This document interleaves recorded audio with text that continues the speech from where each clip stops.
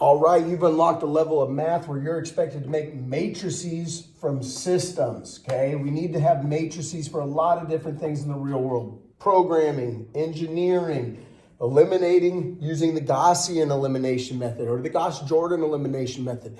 Matrices are important. We need to know how to create an augmented matrix from a system of equations like we see here. So this is just about the basics. I'm just going to teach you how to transfer this information into a matrix, and then I can teach you the Gaussian elimination in another video coming up soon.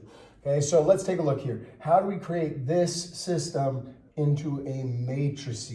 Well, what we got is we got a 9, and a -4. These are our constants on the right side. So that's this column right here. So you can just take these values and just plug those in right away. That's the easy part. So 9, and -4.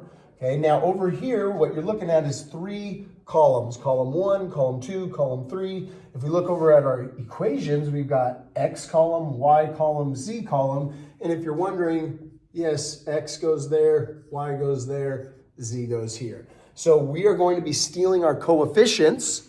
Okay, those are those values in front of our variables. And we're just going to take that value for 3x, since this is my X column. 3 is the coefficient in front of X, so 3 is going to go right there.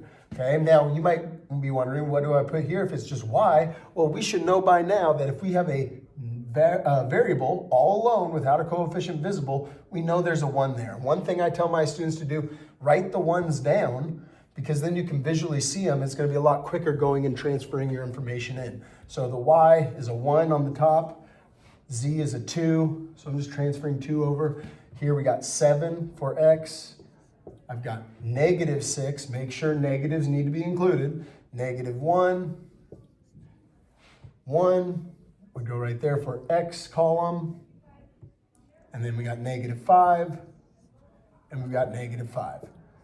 Well, congratulations. Ooh, that's an ugly 5. Let's just pretty that up.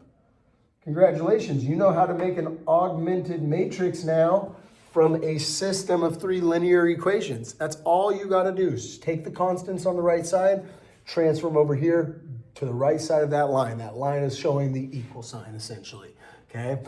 And over here, these are just our constants, Z, Y, and X. And again, I'm just stealing the number in front of the variable.